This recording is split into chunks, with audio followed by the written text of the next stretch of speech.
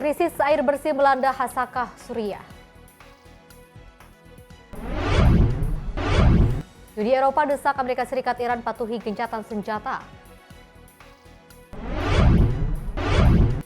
Seniman Gaza buat karya seni untuk pelatih sepak bola Mesir.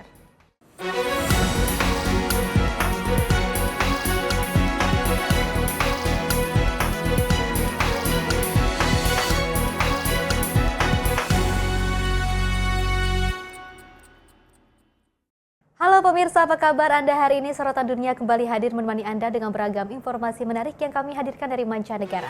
Bersama saya Peci Rahmadi di Sorotan Dunia selengkapnya. Pemirsa, gelombang panas yang melanda Inggris membuat suhu di jaringan transportasi umum London menembus 37 derajat Celcius. Kondisi ini memicu keluhan penumpang yang menilai udara di dalam kereta dan bus semakin tidak nyaman.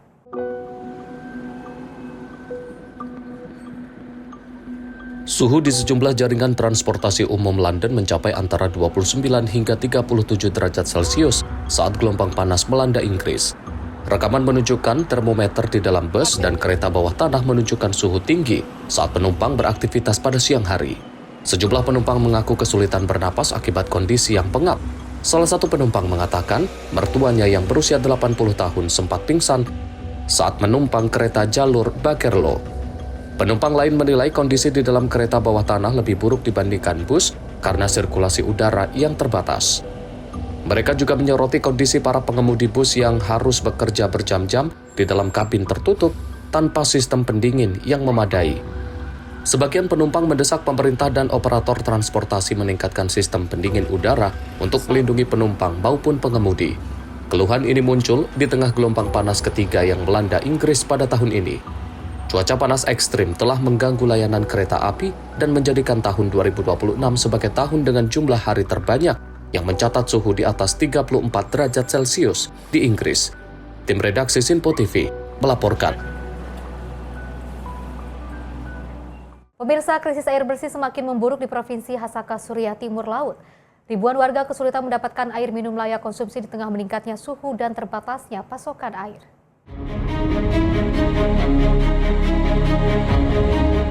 Warga di Provinsi Hasakah, Suriah Timur Laut terpaksa mengantri untuk mendapatkan air minum bersih. Rekaman menunjukkan warga membawa jerikan dan botol plastik untuk menampung air dari tangki penyaluran. Sebagian di antaranya mengaku harus menempuh jarak yang jauh demi mendapatkan sedikit air minum. Warga menyebut air untuk kebutuhan sehari-hari saat ini berasal dari sumur yang telah tercemar dan tidak layak dikonsumsi. Mereka juga mengeluhkan melambungnya harga air yang dijual oleh truk tangki yang kini mencapai 40.000 hingga 50.000 pound Suriah per pengiriman. Warga berharap pasokan dari stasiun pompa Alok, sumber utama air minum di Hasakah, dapat segera kembali beroperasi. Hasakah mengalami krisis air bersih sejak 2019 setelah stasiun pompa Alok berulang kali mengalami gangguan akibat dampak perang saudara Suriah. Kondisi semakin memburuk setelah para pengemudi truk tangki air melakukan mogok massal akibat persoalan ekonomi dan alokasi bahan bakar. Pemerintah setempat menyatakan tengah menyiapkan pengoperasian kembali stasiun Alok setelah proses perbaikan dan pembersihan ranjang serta sisa perang selesai dilakukan. Tim redaksi Sinpo TV melaporkan.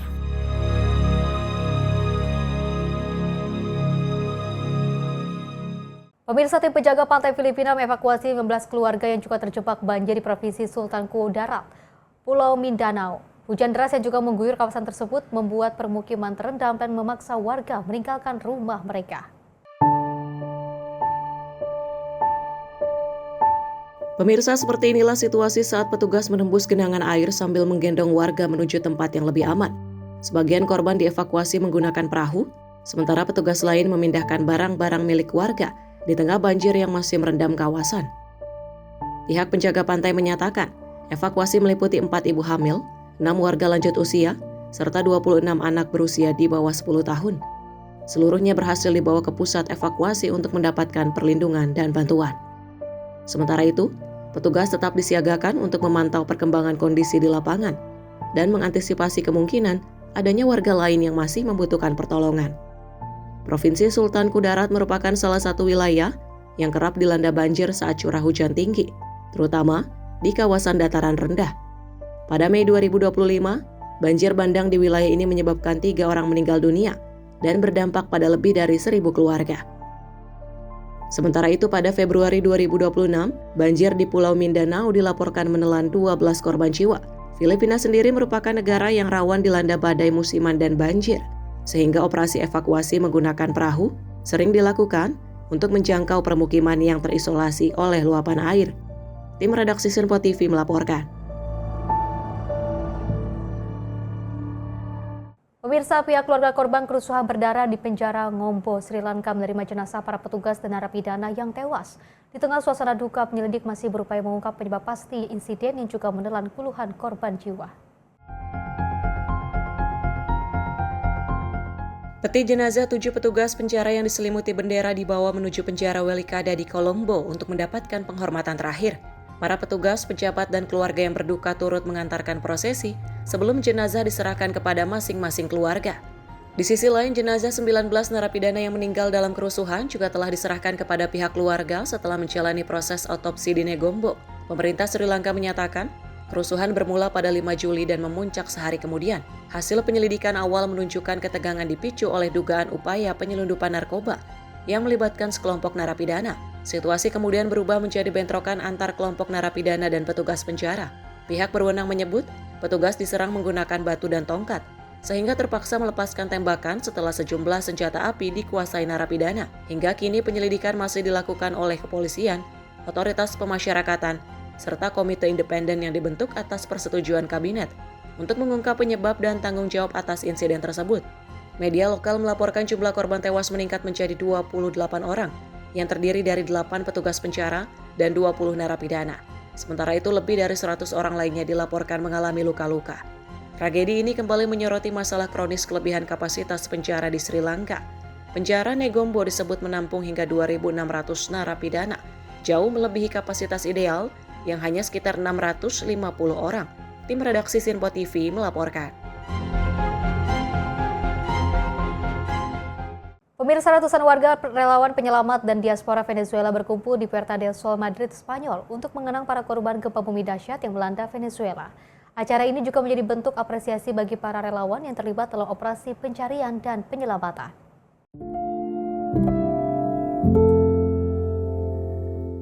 Suasana harum menyelimuti acara penghormatan yang diisi dengan doa, tepuk tangan untuk para relawan, serta ungkapan duka dari keluarga korban dan masyarakat Venezuela yang tinggal di Spanyol.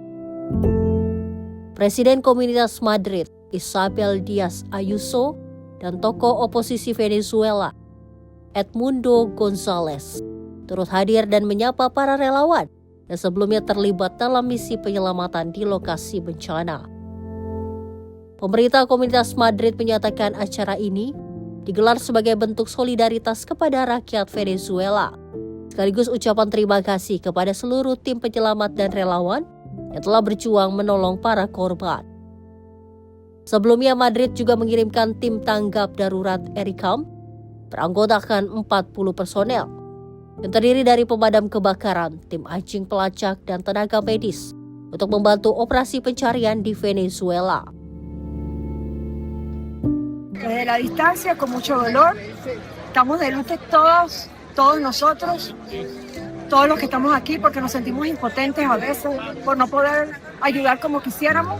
Ayudamos con lo que podemos, reuniendo, dando ánimo, orando, ¿sabes? Lo que podemos en la distancia, enviando dinero, ¿sabes?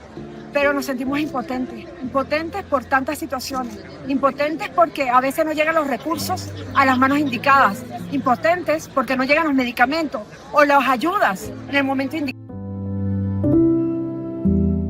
Bagi diaspora Venezuela di Spanyol, yang merupakan salah satu komunitas terbesar di Eropa, acara ini menjadi momen untuk berbagi duka dan memberikan dukungan moral bagi keluarga yang masih mencari sanak saudara mereka. Hingga kini, banyak keluarga korban yang masih menunggu kabar kerabat mereka yang belum ditemukan, sementara proses pemulihan dan penyaluran bantuan terus berlangsung di wilayah-wilayah yang terdampak gempa. Hingga saat ini, banyak keluarga korban masih menunggu kabar kerabat mereka yang belum ditemukan. Sementara proses pemulihan dan penyaluran bantuan terus berlangsung di wilayah-wilayah yang terdampak gempa. Aksi penghormatan di Madrid menjadi simbol solidaritas internasional bagi para korban gempa Venezuela, sekaligus pengingat akan pentingnya kerjasama kemanusiaan dalam membangun masyarakat yang terdampak bencana. Tim redaksi Sinpo TV melaporkan. Pemirsa, warga di kawasan El Hatilo, negara bagian Miranda, Venezuela dikejutkan dengan kemunculan seekor buaya kaiman di seluruh drainase perumahan. Satwa sepanjang 1,5 meter itu berhasil dievakuasi petugas tanpa menimbulkan korban jiwa. Dan berikut laporannya. Keberadaan buaya pertama kali dilaporkan oleh warga setempat setelah hewan tersebut terlihat berada di dalam saluran drainase kawasan La Lagunita Country Club El Hatilo. Petugas dari tim perlindungan sipil, kepolisian lokal, dan otoritas lingkungan segera datang ke lokasi untuk mengamankan reptil tersebut. Proses evakuasi dilakukan dengan hati-hati, mengingat posisi hewan berada di luar habitat alaminya dan berada di tengah lingkungan permukiman warga. Kementerian Ekososialisme Venezuela menyatakan, hewan yang ditemukan merupakan seekor kaiman crocodilus dengan panjang sekitar 1,5 meter. Setelah berhasil diamankan, satwa tersebut mendapatkan pemeriksaan dan penanganan awal sebelum dipindahkan sementara ke Pusat Konservasi Caicakwanal di El Hatilo. Meski menyebabkan kehebohan di kalangan warga, pihak berwenang memastikan tidak ada korban dalam insiden ini, serta menghimbau masyarakat agar segera melaporkan apabila menemukan satwa liar di lingkungan permukiman. Tim redaksi Sinpo TV melaporkan. Pemirsa, hujan lebat yang dibawa topan Maisak memicu banjir besar di kota Qingzhou, wilayah otonom Guangxi, China Selatan.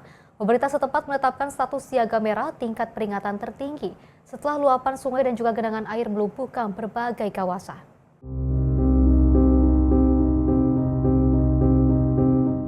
Rekaman video memperlihatkan jalan-jalan kota terendam air berwarna keruh.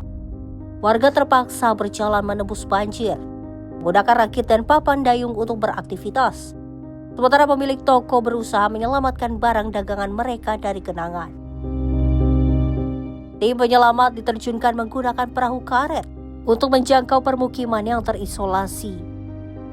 Petugas juga memantau tanggul sungai, waduk, dan titik-titik rawan guna mencegah bencana yang lebih parah.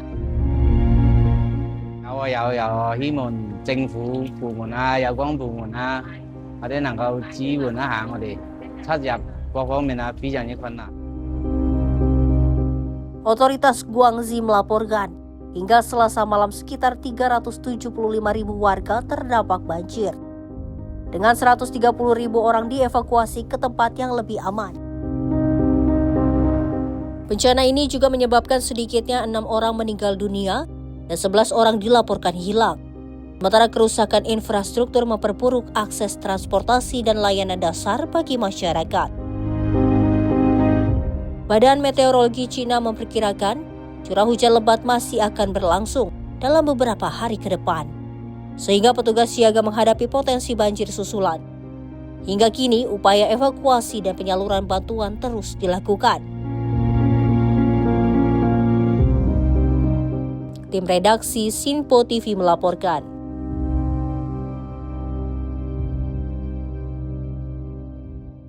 Pemirsa, fenomena alam langka berupa puting beliung air atau water spot muncul di atas Teluk Finlandia, Saint Petersburg, Rusia.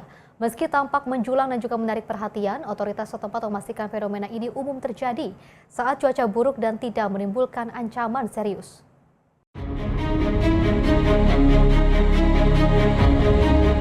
Fenomena puting beliung air ini terekam muncul di atas perairan Teluk Finlandia dengan bentuk corong awan yang memanjang dari langit menuju permukaan air. Menurut pengelola kompleks Slakta Center, fenomena serupa cukup sering terjadi di wilayah ini ketika kondisi cuaca memburuk, namun umumnya tidak berkembang menjadi tornado berbahaya. Ahli menjelaskan puting beliung air di kawasan Saint Petersburg terbentuk akibat pusaran udara berintensitas rendah yang hanya bertahan selama beberapa menit sebelum menghilang dengan sendirinya. Secara umum, puting beliung air memiliki diameter 5 hingga 200 meter dan dapat berlangsung antara 15 hingga 30 menit. Berbeda dengan tornado di darat, fenomena ini tidak selalu disertai angin berkecepatan tinggi, sehingga resikonya jauh lebih rendah. Fenomena ini menjadi atraksi alam yang jarang terjadi dan menarik perhatian warga maupun pengamat cuaca. Tim redaksi Simpo TV melaporkan. Pemirsa, tim penyelamat Cina berhasil mengevakuasi seluruh korban yang tertimbun tanah longsor di Provinsi Gansu. Dari total 33 orang yang tertimbun, 21 diantaranya dinyatakan meninggal dunia.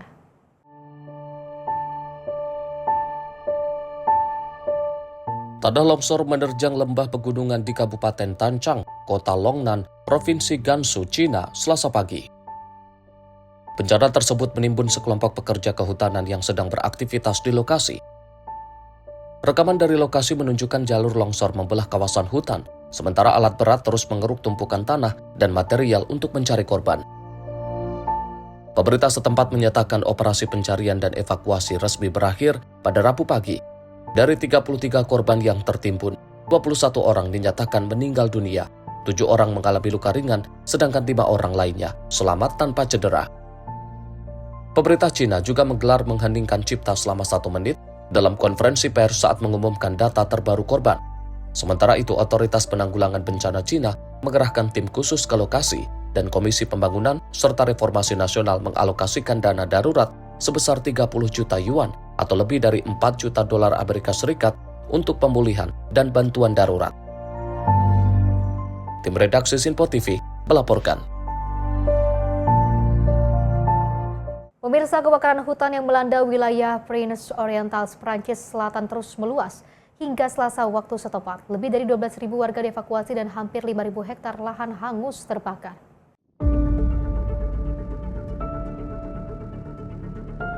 Kebakaran hutan yang terjadi di Departemen Pyrénées-Orientales dekat perbatasan Prancis dan Spanyol masih belum berhasil dikendalikan.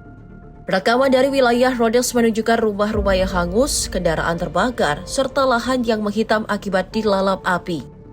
Ribuan warga terpaksa meninggalkan rumah mereka dan mengungsi ke tempat penampungan sementara di kota Tuir. Di lokasi pengungsian, para relawan menyediakan makanan, pakaian, dan kebutuhan dasar bagi para pengungsi. Pihak berwenang menyatakan api masih berkobar di dekat sejumlah permukiman, sehingga warga belum diizinkan kembali ke rumah demi alasan keselamatan.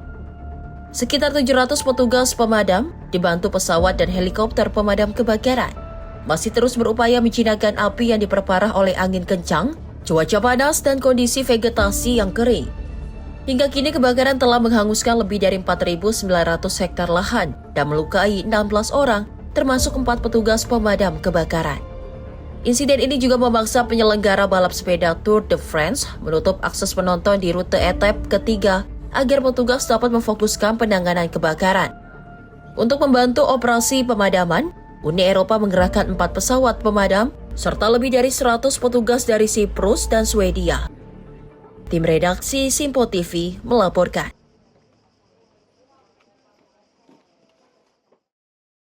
Pemirsa, Uni Eropa desak Amerika Serikat Iran patuhi gencatan senjata. Informasinya usai jeda berikut ini.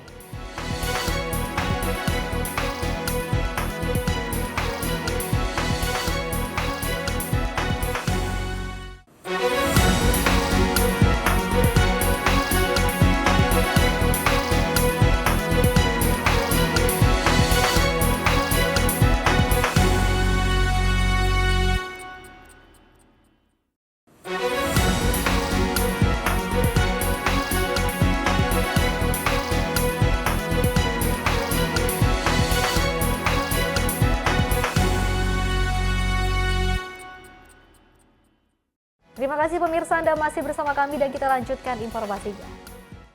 Pemirsa, kepulan asap tebal terlihat memenuhi langit di atas kawasan dermaga nelayan di Bandar Badut, Provinsi Bushehr, Iran Selatan. Insiden ini terjadi menyusul laporan mengenai serangan baru yang dilancarkan Amerika Serikat ke sejumlah lokasi di wilayah Iran. Rekaman video memperlihatkan kepulan asap memenuhi langit dermaga nelayan Bandar Badut. Menurut kantor berita resmi Iran, IRNA, beberapa titik di Provinsi Bushehr menjadi sasaran serangan. Di antaranya kawasan sekitar pembangkit listrik tenaga nuklir Bushehr, pangkalan militer Cagadak, serta dermaga nelayan di Bandar Badut.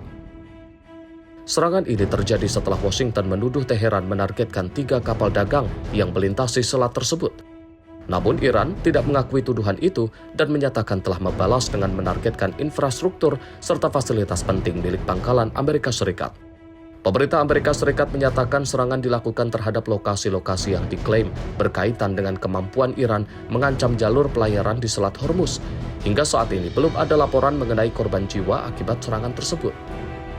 Pertukaran serangan ini menandai kembali memanasnya hubungan kedua negara, meski sebelumnya Iran dan Amerika Serikat sempat menandatangani kesepahaman gencatan senjata dan memulai putaran awal perundingan di Swiss. Sejak saat itu, kedua pihak saling menuduh telah melanggar kesepakatan tersebut. Tim redaksi Sinpo TV melaporkan. Pemirsa, Amerika Serikat juga kembali melancarkan serangan ke sejumlah target militer Iran. Di tengah memanasnya konflik, Presiden Donald Trump mengklaim Teheran telah menghubunginya dan ingin kembali mencapai kesepakatan.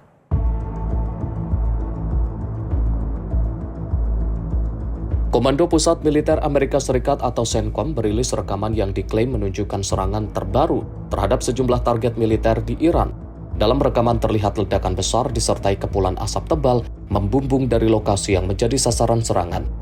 CENTCOM menyatakan operasi tersebut menargetkan sekitar 90 fasilitas militer di sepanjang wilayah pantai Iran. Sasarannya meliputi sistem pertahanan udara, fasilitas pengawasan pantai, gudang rudal dan drone, kemampuan angkatan laut, serta infrastruktur logistik militer. Militer Amerika menegaskan serangan ini bertujuan melemahkan kemampuan Iran melancarkan serangan terhadap kapal dagang dan pelayar sipil di Selat Hormuz. Operasi tersebut merupakan lanjutan dari serangan sehari sebelumnya yang diklaim menghancurkan puluhan target milik Korps Garda Revolusi Islam Iran. Washington menyebut tindakan itu dilakukan setelah Iran dituduh melanggar kesepakatan gencatan senjata dengan menyerang 3 kapal dagang di Selat Hormuz. Namun Teheran membantah tuduhan tersebut dan menuduh Amerika justru melanggar memorandum kesepahaman yang telah disepakati kedua negara. Di tengah memanasnya situasi, Presiden Donald Trump menyatakan para pejabat Iran telah menghubunginya dan sangat ingin mencapai kesepakatan baru. Meski demikian, Trump menilai negosiasi saat ini hanya akan menjadi pembicaraan yang sia-sia selama konflik masih berlangsung. Tim redaksi Sinpo TV melaporkan. Pemirsa, militer Amerika Serikat juga kembali melancarkan serangan ke wilayah Iran Selasa waktu setempat. Serangan tersebut terjadi setelah Presiden Donald Trump menyatakan gencatan senjata dengan Iran telah berakhir dan menegaskan tidak ingin melanjutkan perundingan dengan Teheran. Sebuah ledakan besar terlihat mengguncang kota pelabuhan Chabahar, Iran. Rekaman yang diunggah Presiden Amerika Serikat Donald Trump di akun Truth Social menunjukkan munculnya bola api besar disertai suara ledakan. Militer Amerika Serikat melalui Komando Pusat atau CENTCOM menyatakan telah melancarkan serangan tambahan ke Iran. Washington mengatakan operasi itu bertujuan melemahkan kemampuan Iran mengancam kebebasan pelayaran di Selat Hormuz. Pemerintah Amerika Serikat menuduh Iran bertanggung jawab atas serangan terhadap kapal dagang dan awak sipil yang melintasi jalur pelayaran internasional tersebut. Sebelumnya, Presiden Donald Trump menyatakan gencatan senjata dengan Iran telah berakhir. Dalam konferensi pers bersama Sekretaris Jenderal NATO di Ankara, Turki, Trump juga melontarkan kritik keras terhadap kepemimpinan Iran dan menegaskan tidak melihat alasan untuk melanjutkan perundingan. Sebelum eskalasi terbaru ini, Washington dan Teheran menandatangani memorandum kesepahaman pada 17 Juni yang membuat kesepakatan gencatan senjata serta membuka putaran awal negosiasi di Swiss. Namun dalam beberapa pekan terakhir, kedua negara saling menuduh telah melanggar kesepakatan tersebut sehingga ketegangan kembali meningkat di kawasan Timur Tengah. Tim redaksi Sinpo TV melaporkan. Pemirsa, Uni Eropa juga mendesak seluruh pihak yang terlibat dalam konflik Iran untuk mematuhi gencatan senjata dan menghindari tindakan yang dapat menggagalkan upaya diplomasi. Seruan ini disampaikan setelah Presiden Amerika Serikat Donald Trump mempertanyakan manfaat melanjutkan perundingan dengan Teheran. Uni Eropa menegaskan bahwa diplomasi merupakan satu-satunya jalan untuk mencapai penyelesaian berkelanjutan atas konflik yang melibatkan Iran. Juru bicara urusan luar negeri dan kebijakan keamanan Uni Eropa, Anwar El-Aouni, mengatakan seluruh pihak harus mematuhi gencatan senjata, melaksanakan resolusi Dewan Keamanan PBB, serta menghindari tindakan yang dapat mengancam proses diplomasi. Pernyataan itu muncul setelah Presiden Amerika Serikat Donald Trump menyatakan tidak melihat manfaat untuk berkelanjutan perundingan dengan Iran dan menyebut para pemimpin Teheran sebagai pembohong. Sebelumnya, Komando Pusat Militer Amerika Serikat atau CENTCOM mengumumkan telah melancarkan serangan ke Iran dengan alasan merespons serangan terhadap kapal-kapal komersial di Selat Hormuz. Di sisi lain, Ketua Parlemen Iran, Muhammad Bagher Khalibaf, menuduh Washington melakukan pelanggaran besar terhadap memorandum kesepahaman, termasuk melalui serangan ke wilayah selatan Iran. Dalam kesempatan yang sama, Komisi Eropa juga menegaskan bahwa masa depan Greenland harus ditentukan oleh rakyat Greenland dan Denmark. Menyusul kembali munculnya pernyataan Trump yang mendorong penguasaan wilayah tersebut oleh Amerika Serikat. Komisi Eropa turut menyatakan akan terus melindungi kepentingan negara-negara anggota Uni Eropa, termasuk dalam menyikapi perbedaan pandangan dengan Amerika Serikat terkait belanja pertahanan NATO dan hubungan perdagangan. Tim redaksi Sinpo TV melaporkan. Pemirsa, Perdana Menteri Spanyol Pedro Sanchez menegaskan tidak ada ketegangan dalam pertemuannya dengan Presiden Amerika Serikat Donald Trump di Sela KTT NATO. Meski sebelumnya Trump melontarkan kritik terhadap Spanyol, Sanchez menyebut percakapan keduanya berlangsung santai dan penuh keakraban. Pernyataan ini disampaikan Pedro Sanchez saat menjawab pertanyaan wartawan mengenai hubungannya dengan Donald Trump di tengah berlangsungnya KTT NATO. Sebelumnya, Trump melontarkan kritik keras terhadap Spanyol, termasuk menyebut negara tersebut sebagai sekutu yang buruk dan menyinggung posisinya di dalam aliansi NATO. Namun, Sanchez menegaskan bahwa hubungan diplomatik antara Spanyol dan Amerika Serikat tetap berjalan dengan baik. Menurutnya, pertemuan singkat bersama Trump tidak membahas isu politik yang sensitif, melainkan berlangsung dalam suasana akrab. Tarjeta roja no hemos hablado solamente del fútbol y bueno, pues del éxito que es del desarrollo del propio mundial en Estados Unidos. Algo hemos hablado de golf también, que es el presidente Trump un aficionado a este deporte. Yo no lo practico tanto, pero bueno,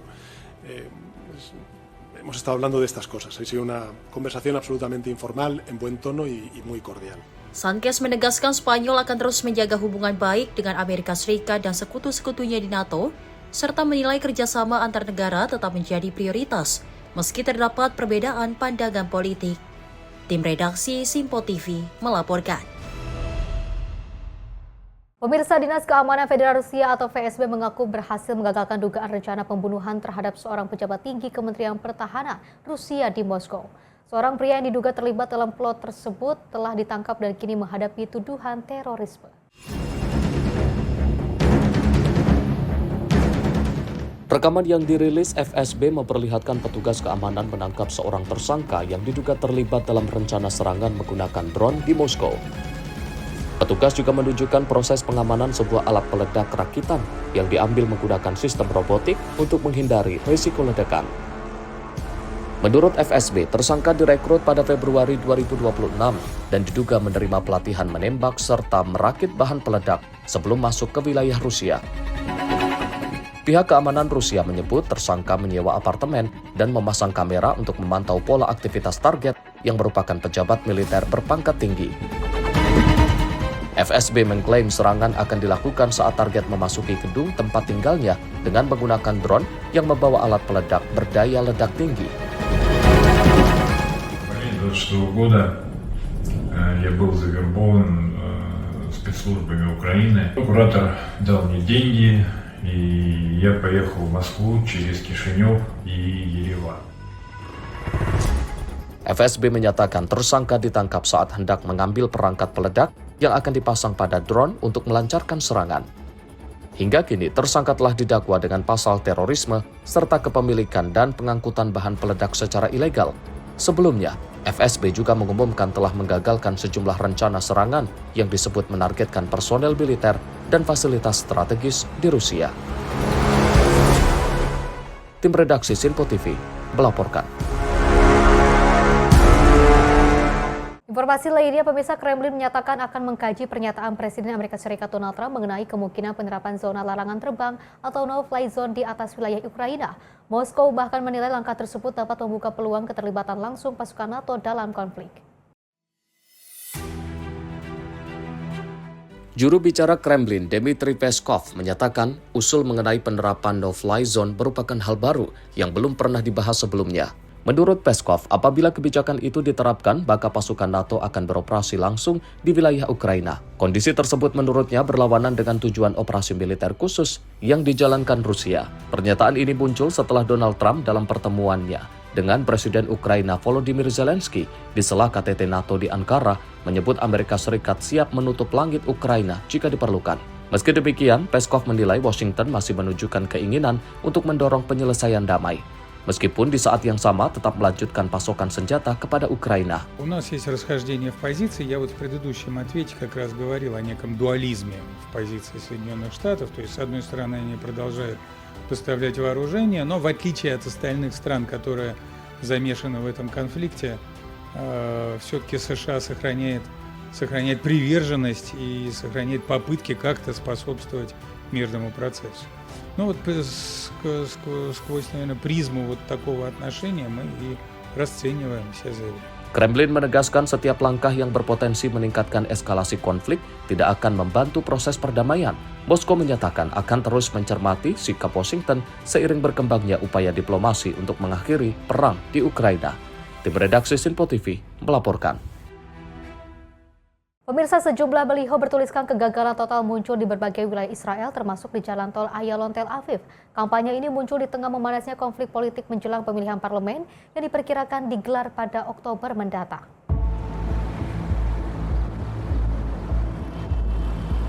Baliho raksasa bertuliskan di Iran, di Lebanon, di Gaza, kegagalan total, terpasang di jalan tol Ayalon, salah satu jalur utama di kota Tel Aviv.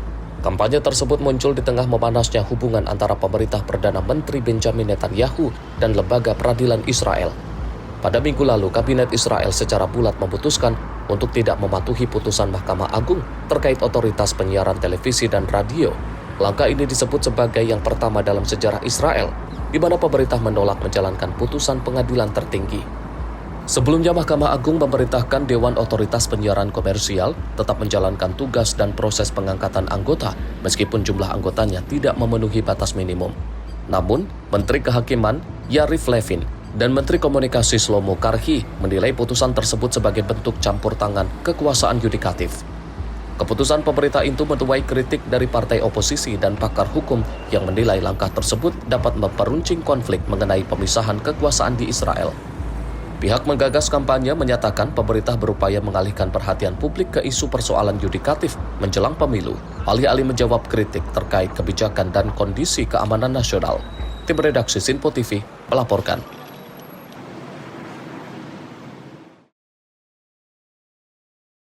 Pemirsa, pemerintah Venezuela ini meminta Inggris untuk melepaskan cadangan emas milik negara yang tersimpan di Bank of England. Dana tersebut diklaim akan digunakan untuk membantu pemulihan pasca 2 gempa besar yang melanda negara itu. Pemerintah Venezuela menyatakan akan mengirim surat kepada Raja Charles III agar cadangan emas milik Venezuela yang ditahan di Bank of England dapat segera dilepaskan. Wakil Presiden sementara Venezuela, Delcy Rodriguez, menegaskan emas tersebut merupakan aset rakyat yang sangat dibutuhkan untuk membiayai proses rekonstruksi dan membantu para korban gempa bumi yang terjadi pada 24 Juni lalu. Permintaan ini kembali menyoroti sengketa berkepanjangan mengenai sekitar 31 ton emas Venezuela yang masih tersimpan di Bank of England. Selama ini, pemerintah Inggris menolak menyerahkan aset tersebut karena tidak mengakui otoritas pemerintah Venezuela saat ini. Tenemos los recursos y he decidido enviar una carta, entre otros, al rey de Inglaterra para que liberen el oro que está retenido en el Banco de Inglaterra. Ese oro es de nuestro pueblo y ese oro debe estar para atender, las consecuencias terribles, trágicas. Selain kepada Inggris, Rodriguez mengaku juga telah berkomunikasi dengan Dana Moneter Internasional atau IMF untuk mengakses aset Venezuela yang masih diblokir. Pemerintah Venezuela menyatakan dana tersebut sangat dibutuhkan guna mempercepat pemulihan wilayah yang terdampak bencana. Tim redaksi Sinpo TV melaporkan. Pemirsa, ribuan umat Muslim Syiah menggelar prosesi duka di kota Kargil, wilayah Ladakh, India, untuk mengenang mendiang pemimpin tertinggi Iran Ayatollah Ali Khamenei. Mereka bahkan menyatakan akan terus meneruskan ajaran dan juga perjuangan Khamenei.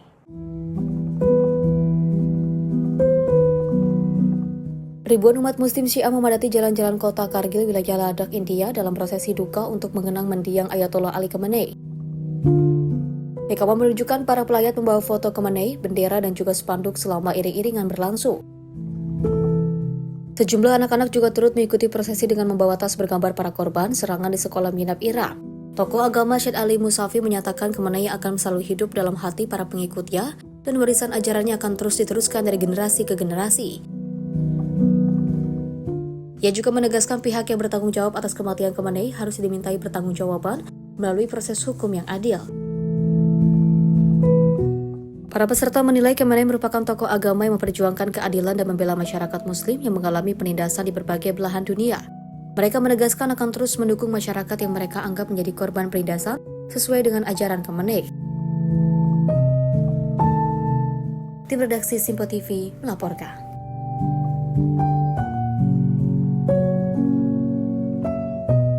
Pemirsa, ribuan warga Iran memadati kompleks makam Imam Reza di kota Mashhad, Iran Timur Laut untuk mengantarkan mendiang pemimpin tertinggi Iran, Ayatollah Ali Khamenei, ke tempat peristirahatan terakhirnya. Prosesi ini juga tentunya menutup rangkaian upacara penghormatan yang berlangsung selama beberapa hari di Iran dan Irak. Ribuan pelayat berkumpul di komplek makam Imam Reza di kota Mashhad, Iran Timur Laut untuk mengikuti proses pemakaman mendiang Ayatollah Ali Khamenei. Rekaman menunjukkan massa membawa foto Khamenei dan mengibarkan bendera Iran sebelum mengikuti sholat jenazah di hadapan peti jenazah. Media pemerintah Iran melaporkan iring-iringan pemakaman dimulai dari Jalan Imam Reza pada sore hari waktu setempat. Sholat jenazah dipimpin oleh putra sulung Khamenei, Ayatollah Mustafa Khamenei. Rangkaian upacara penghormatan dimulai pada Minggu di komplek Imam Khomeini Mosala, Teheran, dan dilanjutkan ke kota Qom sebelum jenazah dibawa ke Irak untuk prosesi penghormatan di kota suci Najaf dan Karbala. Setelah seluruh rangkaian tersebut selesai, jenazah Khamenei kembali ke Iran dan dimakamkan di komplek makam Imam Reza di kota Mashhad. Pemerintah Iran menyatakan Ali Khamenei tewas pada hari pertama operasi militer gabungan Amerika Serikat dan Israel yang dilancarkan pada 28 Februari. Setelah itu putranya Mojtaba Khamenei ditunjuk sebagai penerus pemimpin tertinggi Iran. Tim redaksi Simpo TV melaporkan. Pemirsa, seniman Gaza buat karya seni untuk pelatih sepak bola Mesir. Informasinya usai jeda berikut ini.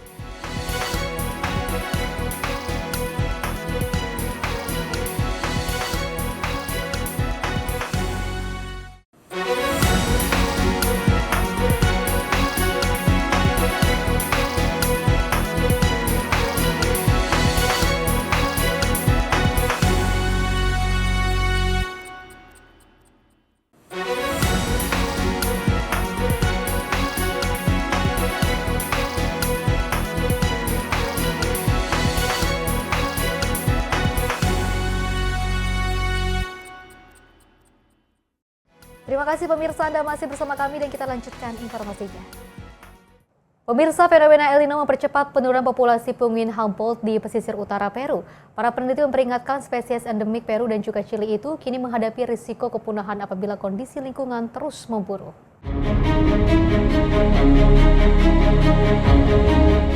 Rekaman video dari Pulau Foca, wilayah Piura, memperlihatkan jumlah penguin Humboldt yang jauh lebih sedikit dibandingkan tahun-tahun sebelumnya. Peneliti dari Universidad Científica del Sur, Carlos Zavalaga, menyebut populasi penguin Humboldt telah menurun hingga hampir 60% dalam beberapa tahun terakhir. Pada musim panas 2025, diperkirakan hanya tersisa sekitar 5.500 ekor. Extinción es una posibilidad que puede ocurrir a corto plazo, particularmente para el pingüino de Humboldt, porque ya previo a la ocurrencia de este niño, la población ya venía en descenso. Diferentes investigadores ya habían reportado, por lo menos en los últimos años, un descenso de aproximadamente 60% de la población en relación a números históricos, ¿no? Entonces quedaba como que en el verano del 2025 aproximadamente 5.500 pingüinos. Entonces si a esa población remanente le está afectando el Niño, que está ocasionando falta de reproducción, abandono de nidos y mortalidad. Entonces van a haber menos pingüinos en los próximos años y por lo tanto el escenario de extinción es uno. Peningkatan suhu laut sejak bulan Mei memaksa penguin meninggalkan sarang, bermigrasi ke perairan yang lebih dingin, serta meningkatkan angka kematian karena kekurangan makanan. Selain El Nino, populasi penguin Humboldt juga terancam oleh flu burung, aktivitas perikanan, pencemaran, serta kerusakan habitat. Hasil pemantauan di belasan lokasi menunjukkan banyak koloni yang dulunya dihuni ratusan hingga ribuan penguin kini hanya menyisakan beberapa ekor, bahkan ada yang sudah tidak ditemukan sama sekali. Penguin Humboldt merupakan satwa endemik yang hidup di sepanjang pesisir Peru dan Chile. Para peneliti berharap langkah konservasi dapat diperkuat agar spesies ini tidak menghilang dari habitat alaminya. Tim redaksi Sinpo TV melaporkan. Pemirsa, seorang seniman Palestina mengabdikan dukungan pelatih timnas Mesir Hossam Hassan melalui sebuah karya seni pasir di pantai kota Gaza. Karya ini menjadi simbol apresiasi atas sikap Hossam Hassan yang menyuarakan dukungan bagi rakyat Palestina di ajang Piala Dunia. Di tengah kondisi Gaza yang masih diliputi dampak konflik, seniman Palestina Mohamed Toutah menciptakan sebuah karya seni pasir di tepi pantai kota Gaza. Karya tersebut menampilkan nama dan potret pelatih tim nasional Mesir, Hossam Hassan, yang membawa bendera Palestina dan Mesir saat berlaga di Piala Dunia. Pembuatan karya ini merupakan bagian dari kegiatan yang diselenggarakan Dewan Tertinggi Pemuda dan Olahraga Gaza. Melalui karya tersebut, Toutah menyampaikan pesan terima kasih kepada Hossam Hassan yang dinilai telah mengangkat kembali perhatian dunia terhadap perjuangan rakyat Palestina. اليوم بنوصل رسالة للكابتن حسام حسن من هنا من قلب قطاع غزة من بين الدمار من بين النزوح من بين الخيام. وصلنا وكتبنا على رمال بحر غزة الذهبية منذ الساعة 6 صباحا هذه الرسالة باسم الكابتن والعميد حسام حسن ضمير الإنسانية. الكابتن حسام حسن رفع علم فلسطين. Hossam Hassan menjadi sorotan dunia setelah mengibarkan bendera Palestina dalam kampanye Mesir di Piala Dunia 2026. Dalam konferensi pers, ia juga mengkritik apa yang disebutnya sebagai diamnya dunia internasional terhadap penderitaan warga Palestina di Gaza, serta menyerukan terwujudnya keadilan bagi rakyat Palestina. Tim redaksi Sinpo TV melaporkan. Pemirsa, polisi Chili menggagalkan peredaran ratusan ribu stiker dan ratusan album koleksi resmi Piala Dunia 2026 yang palsu dalam sebuah operasi di Santiago. 2 orang berhasil ditangkap dan kini masih menjalani proses penyelidikan. Polisi Chile menangkap 2 orang yang diduga terlibat dalam peredaran stiker dan album koleksi Piala Dunia 2026 palsu di kota Santiago. Pengungkapan kasus berawal dari pemeriksaan rutin terhadap sebuah mobil pick-up mewah yang melintas dengan kaca gelap di persimpangan jalan klub Hapico dan Tosca. Saat memeriksa pengemudi, petugas menemukan bahwa yang bersangkutan tidak membawa SIM dan dokumen kendaraan lengkap, sehingga dilakukan penggeledahan lebih lanjut. Dari dalam kendaraan, polisi menemukan sepucuk pistol replika, hampir 500.000 stiker Piala Dunia 2026 palsu, 300 album palsu, serta berbagai perlengkapan untuk menjual barang tersebut. Polisi memperkirakan nilai kerugian akibat peredaran barang palsu ini mencapai 93 juta peso Chile atau sekitar $100.000 Amerika Serikat. Kedua tersangka yang memiliki riwayat kasus hukum telah diserahkan kepada pihak berwenang. Sementara penyelidikan masih berlangsung untuk mengetahui asal-usul barang palsu tersebut. Kasus ini menambah daftar penyitaan merchandise palsu Piala Dunia 2026 di berbagai negara, seiring tingginya permintaan koleksi resmi menjelang turnamen berlangsung. Tim redaksi Sinpo TV melaporkan. Informasi lainnya, pemirsa, timnas Prancis memastikan langkah ke babak semifinal Piala Dunia 2026 usai menaklukkan Maroko 2 gol tanpa balas. Kemenangan ini langsung disambut euforia ribuan pendukung Les Bleus yang juga memadati jalan-jalan ibu kota Paris.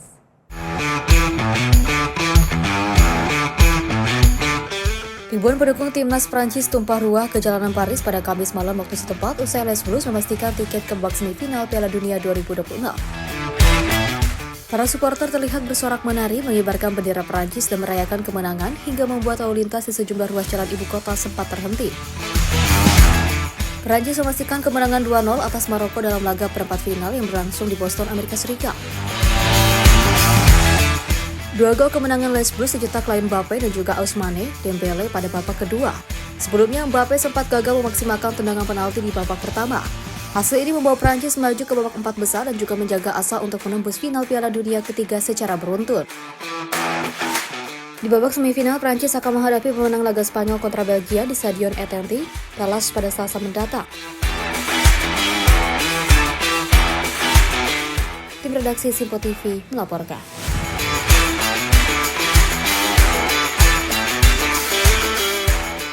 Pemirsa, sebuah replika trofi Piala Dunia FIFA setinggi 8 meter yang terbuat dari balok Lego menjadi pusat perhatian di Rockefeller Plaza, New York, Amerika Serikat. Instalasi raksasa ini juga menarik ratusan pengunjung yang datang untuk berfoto dan merayakan semarak Piala Dunia 2022. Rekaman video memperlihatkan replika trofi Piala Dunia menjulang di tengah Rockefeller Plaza. Di sekitarnya pengunjung tampak mengantri untuk mengabadikan momen, sementara patung Lego berbentuk Lionel Messi, Cristiano Ronaldo, dan Vinicius Junior menambah daya tarik instalasi tersebut. Sejumlah pengunjung mengaku terkesan dengan ukuran dan detail replika, yang dianggap sebagai salah satu karya Lego terbesar yang pernah mereka lihat.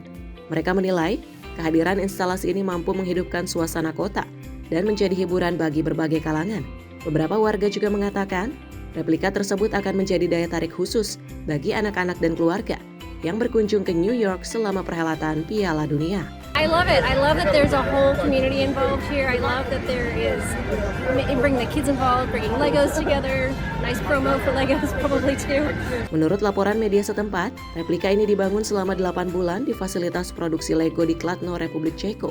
Proyek tersebut melibatkan 59 orang, mulai dari desainer, insinyur, perakit model, hingga teknisi perakitan. Untuk menyelesaikan karya raksasa ini, tim menggunakan lebih dari 1,3 juta balok Lego.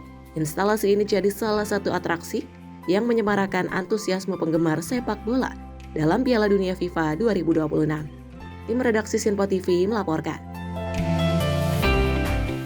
Pemirsa, pertunjukan aksi laga bertajuk Russian Fast and Furious memukau ribuan penonton di kota Saint Petersburg, Rusia, dan berbagai atraksi ekstrim tampilkan mulai dari drift, mobil berjalan dengan 2 roda hingga kendaraan yang dilalap api.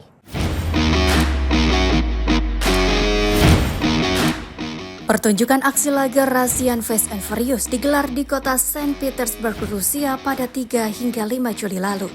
Rekaman menunjukkan para stuntman profesional memperagakan berbagai atraksi berisiko tinggi, mulai dari balapan mobil drift bersama, mobil berjalan dengan 2 roda, hingga aksi mobil dan sepeda motor yang dilalap api. Pencipta pertunjukan sekaligus Presiden Federasi Olahraga Ekstrem Rusia, Igor Panin, mengatakan timnya berupaya mencetak rekor dunia melalui sejumlah atraksi yang belum pernah dilakukan sebelumnya. Salah satu aksi yang menjadi sorotan adalah seorang pengendara motor yang melaju hanya dengan roda belakang sambil menyandarkan kakinya di kap mobil BMW yang sedang melaju. Pengunjung mengaku terkesan dengan keberanian para stuntman yang menampilkan atraksi berbahaya di hadapan penonton. Setelah digelar di Saint Petersburg, pertunjukan Russian Fast and Furious dijadwalkan kembali hadir di Moskow pada 4 November 2026. Tim redaksi Simpo TV melaporkan.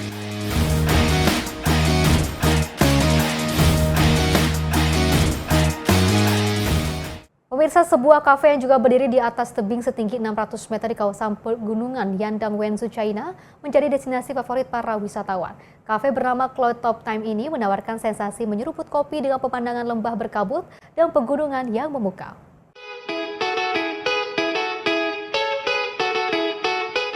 Berada di bibir tebing dengan teras yang menjorok ke arah jurang, kafe ini menyuguhkan suasana tenang berpadu udara pegunungan yang sejuk. Selama berada di lokasi, pengunjung dapat menikmati secangkir kopi sambil menyaksikan pemandangan pegunungan, lembah berkabut, dan tebing batu alami yang menjadi ikon kawasan Yangdang.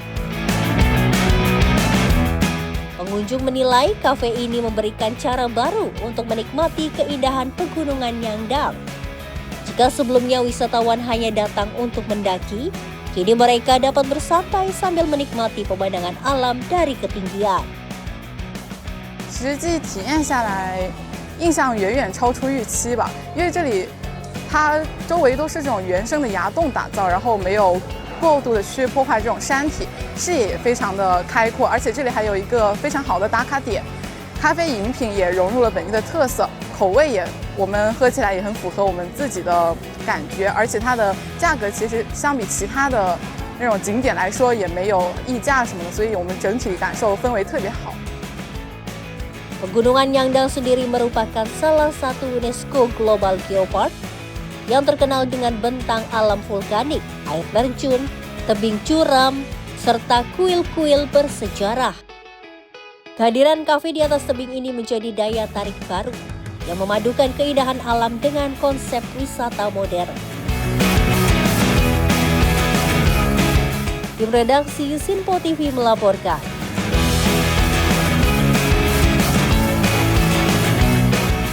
Pemirsa, sebanyak 23 artefak arkeolog resmi dikembalikan Prancis kepada Suriah setelah masa pinjam jangka panjang berakhir. Pengembalian koleksi bersejarah ini bertepatan dengan kunjungan resmi Presiden Prancis Emmanuel Macron ke Damaskus. Rekaman memperlihatkan peti berisi artefak tiba di Museum Nasional Damaskus. Para ahli kemudian membuka kemasan dan memeriksa satu persatu benda bersejarah tersebut dengan hati-hati. Kurator Museum Islam di Museum Nasional Damaskus, Nevin Saad Aldin, menyatakan koleksi yang dikembalikan berasal dari berbagai periode sejarah Rusia. Menurutnya, artefak tersebut mewakili koleksi dari sejumlah situs arkeologi dan juga museum penting di Suriah. Saad Aldin menjelaskan benda-benda itu berasal dari periode milenium ke-9 sebelum Masehi hingga abad ke-8 dan ke-9 Hijriah, atau sekitar abad ke-14 dan ke-15 Masehi. Koleksi ini mencerminkan panjangnya peradaban yang pernah berkembang di Suriah. Wakil Direktur Jenderal Direktorat Jenderal Purbakala dan Museum Suriah, Ayman Al-Nabo, mengatakan seluruh artefak akan dipamerkan dalam pameran sementara di Museum Nasional Damaskus. Pameran tersebut akan mengisahkan perjalanan artefak dari Suriah ke Prancis hingga kembali ke tanah asalnya. Direktorat Jenderal Purbakala dan Museum Suriah mengatakan artefak seharusnya sudah dikembalikan pada tahun 2014, namun prosesnya tertunda akibat konflik di Suriah. Pengembalian koleksi ini berlangsung bertepatan dengan kunjungan resmi Presiden Prancis Emmanuel Macron ke Damaskus. Tim redaksi Sinpo TV melaporkan. Pemirsa, informasi tadi sekaligus mengakhiri jumpa kita dalam Sorotan Dunia kali ini. Mewakili kerabat kerja yang bertugas, saya Pesi Rahmadi mengucapkan terima kasih dan sampai jumpa.